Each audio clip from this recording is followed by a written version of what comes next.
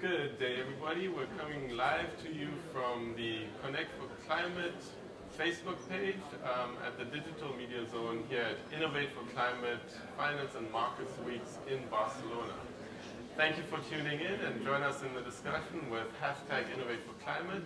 I'm here today with Wikus Kruger. Thank you for being with us. Wikus is a researcher from the Graduate School of Business at the University of Cape Town in South Africa. So Wikus, you are researching a lot around renewable energy policy and the renewable energy developments in South Africa. So could you give us a quick overview of what's happening in the world of renewable energy in South Africa? Sure. So South Africa has, until 2011, had basically no renewable energy capacity. And then the government launched a renewable energy auction or competitive procurement program. And in the space of about 4 years, the country contracted more than 100 projects. The projects have come online. About 60% of these projects are already operating.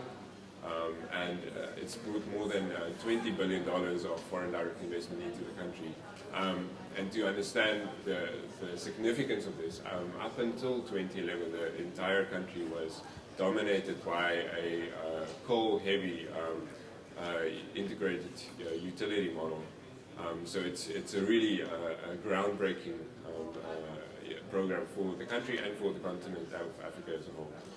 So groundbreaking in terms of actually leveraging the private sector finance. It's a very innovative policy that is allowing for the creation of a diverse market so that independent power producers can come on board.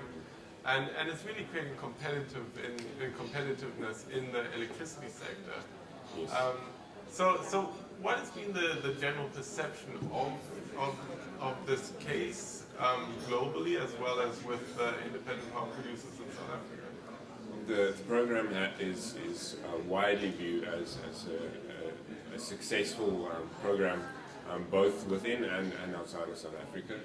And one of the reasons is the transparency that has been an earmark of the program. So both bidders in the program as well as advisors to the government have all remarked on this time and again. We haven't seen any of the projects that have come online fail. There have been no challenges to the program.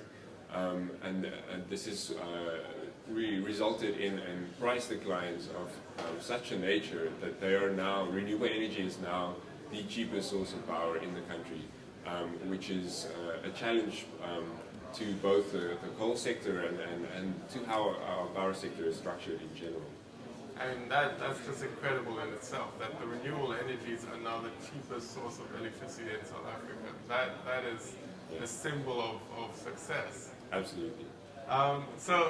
So how is the South African government taking this up, and how is Eskom, as like the main power producer in the country, working with independent power producers?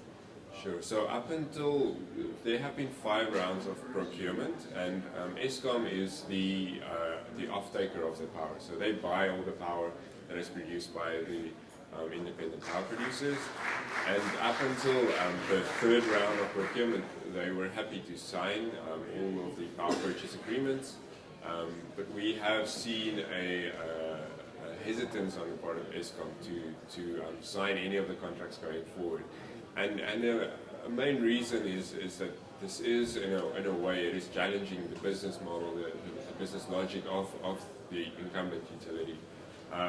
And so there is a lot of high-level support at the highest level of government for the program, but there was also pushback, I think, from Eskom, from the coal industry. And it is a challenge for the country going forward to understand how to make this work. I think no one really foresaw how successful the program would be. And I think the challenges we are seeing now is actually a result of the success. So the country has to grapple with this rapid technological change and understand how we take it forward to ensure the sustainability of the country as a whole, of Eskom, make sure that it has all the support it needs.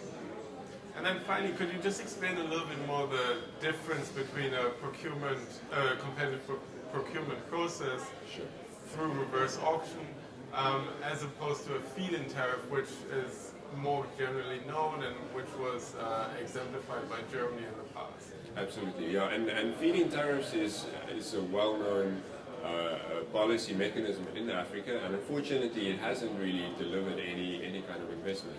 So a feed-in tariff is generally where a government regulates the price, saying that renewable energy gets paid a premium price for the energy that's produced. Whereas an auction is where government regulates the volume of energy that it procures. So it says that we will, for example, procure a specific amount of megawatts of renewable energy, and the producers or the competitors have to then compete based on price. And so it's a way to drive down the price. And this has been one of the great successes of the program.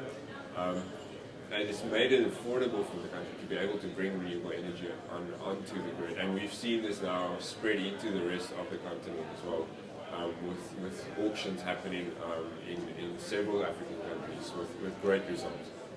And I think that's very much it. It's an innovation in policy, the new kind of policy that is driving the climate finance and leveraging the finance from the private sector to implement the clean technologies, to implement the renewable energy technologies that we need to transition to that low carbon resilient future. Absolutely. No, you've heard it live from Wikus Kruger, researcher at the business school at the University of Cape Town. Thank you for being with us again, and stay tuned for more Facebook Live interviews coming to you from Innovate for Climate, Finance and Markets Weeks in Barcelona. Join us online with #InnovateForClimate. Thank you very much. Thank you. Thanks.